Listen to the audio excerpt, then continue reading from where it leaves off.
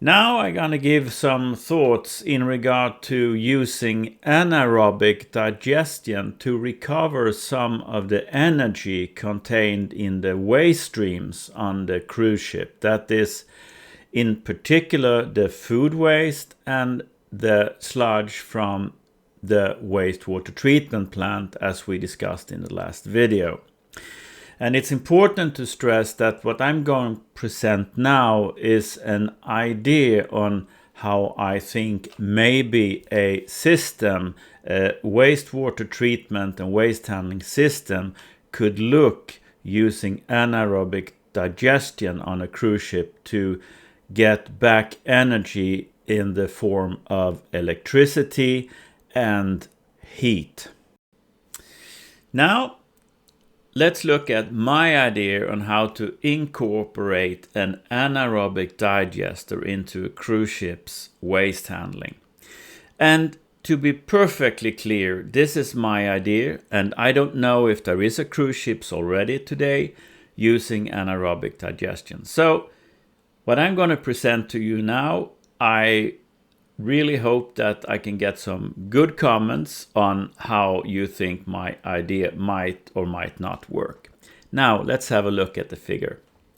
Here on the left hand side you have the black water, you have the gray water. That will go into the wastewater treatment system.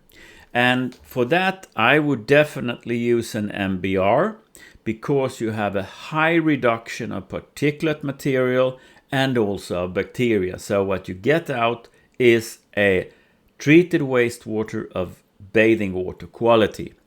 And that in itself you probably can use to fill up the pools instead of using drinking water produced with the RO system.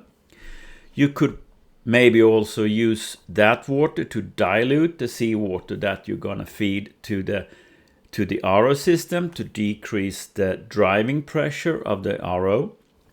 And of course, you probably could use it, or you definitely could use it for cleaning off areas that are not connected to food areas, of course.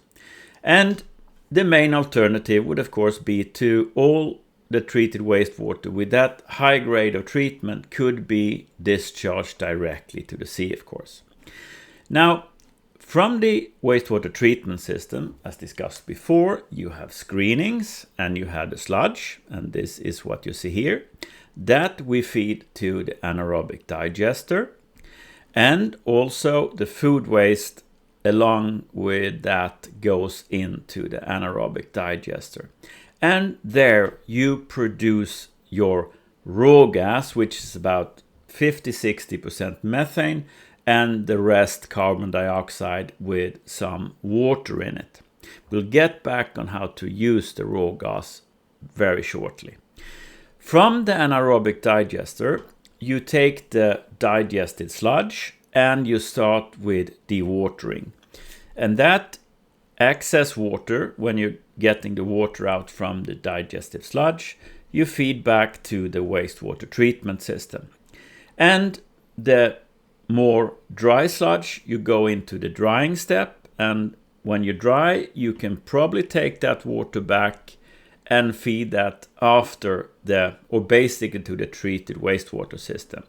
And the final step would be incineration, where you really reduce the volume of residues from your handling of the wastewater.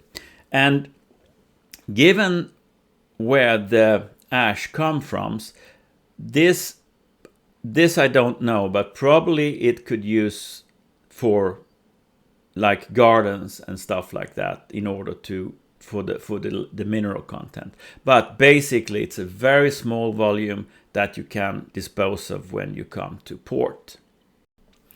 Looking at the principle for the anaerobic digestion, we have the screening and the food waste entering an equalization tank to even out the flow and food concentration over the day before you feed it to the process tank or the anaerobic digester. And in there you have your biogas production. If we follow the yellow line here, that goes through a condensate trap, which removes the water from the raw gas. And then the gas is fed to a gas motor. And it is here we start taking back the energy from the waste. This we do part from the generator, we get electricity, and also for cooling the gas motor, we get heat, which we can via heat exchanger, first of all, change the heat so we keep a constant heat in the digester, which is very important, but we can also heat exchange to supply heat to the cruise ship. That is the main flow of gas. If something happens that you produce too much biogas, you need to flare it off. So this is a safety measure. So you never get too much gas, but then it just vents off and it's ignited and it's burned off. So this flare here is an emergency measure which has to be in the system, of course. And then also we have the furnace here.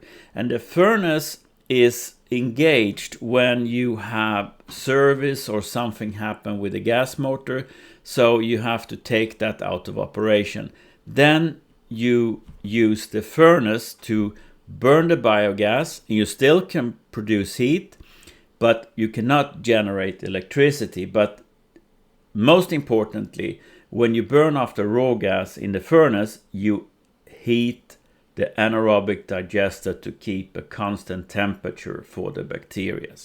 So the furnace here is a backup measure when the gas motor for some reason is out of operation.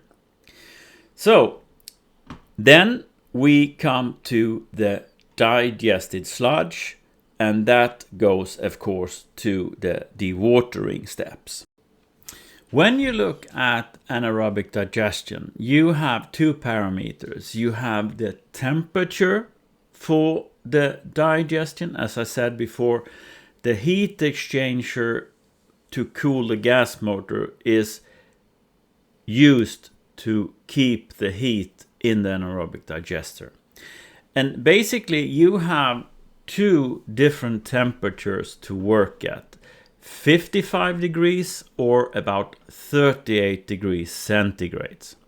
Now, the 38 degrees centigrade called mesophilic digestion.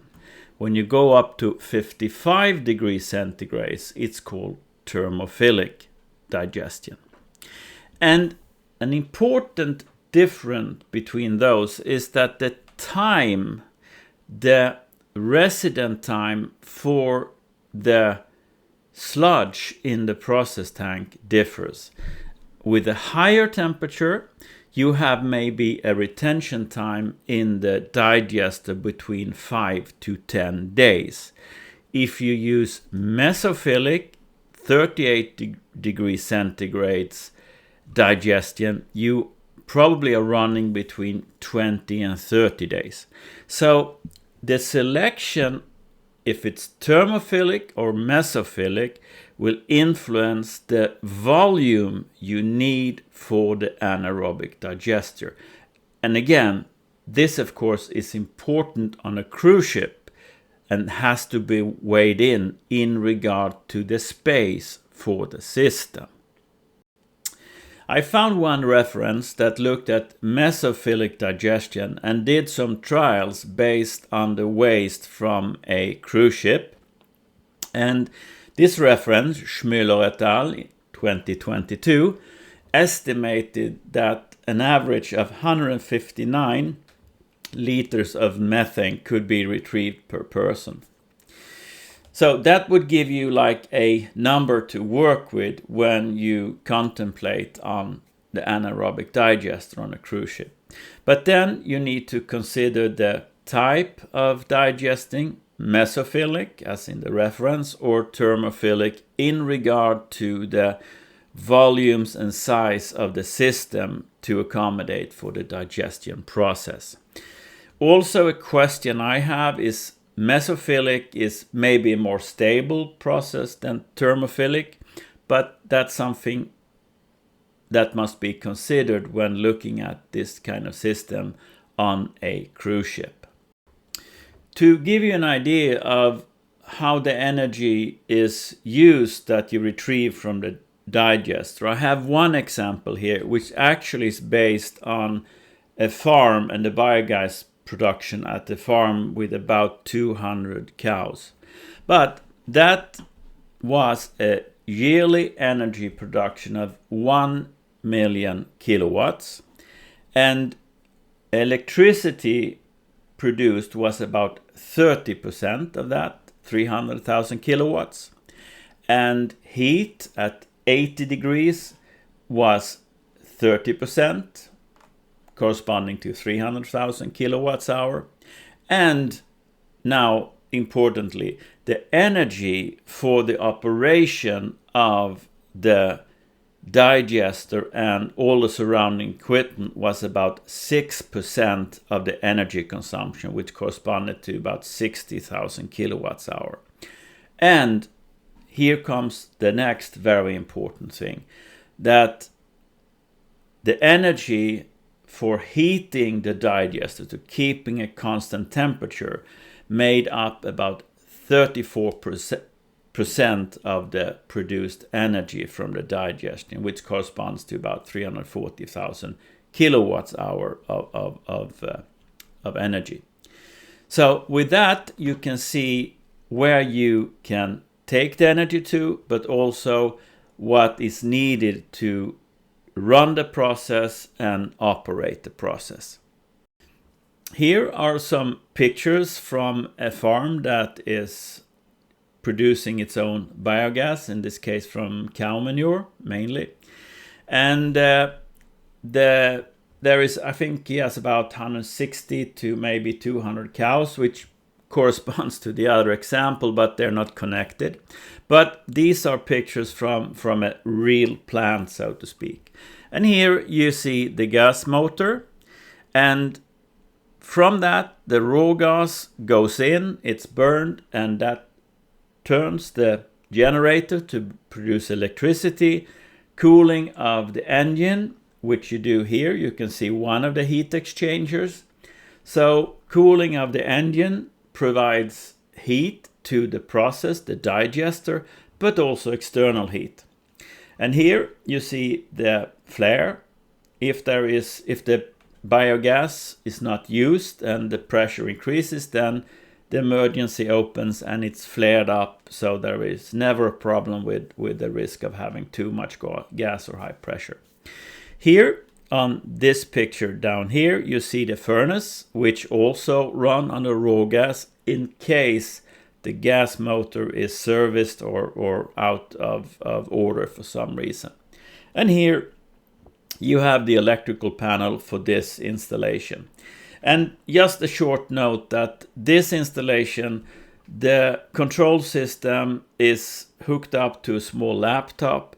So if the farmer in this case want to optimize or change something or alter the settings, he can just call up the supplier and he will go on the computer and see all the data in reality that the farmer on location is seeing, which is, well, today that is common, but I thought it was worth mentioning you got these plants. How that will work on the high seas, Atlantic or Indian Ocean, whatever, I don't know, but that comes as a standard solution with this type of biogas plant. So the last slide, just some summary thoughts, and I'll just read them off from the bullets point and I've written. If ferric flocculant is used to remove phosphorus, it will abate the hydrogen sulfate concentration in the biogas. And this could be, if it is certain, I don't know, but ferric flocculant in the biogas plants that I've seen, I've actually only been in detail in one, but they're actually using sludge from a drinking water plant having ferric as a flocculant in the process. So ferric flocculant is probably a good thing in the wastewater treatment process for removing the phosphorus. Retention volume is needed, equalization tank, in order to get a constant flow and even out the peaks in the food concentration going into the bacteria. Degassing before dewatering, that's also a question. Again, explosive environment, EX environment. And also I marked it in red because dewatering is crucial, because here we want to have a very safe and sturdy process to get down the volume of the waste, of course. And again, this is something that's easily tested, but again, not maybe more important than the other bullet points, but I still highlight it. Ventilation in the space where you have this system. If you remember the picture I just showed you of the gas motor, if you go into that container, you definitely understand why you need to ventilate the excess heat from the system.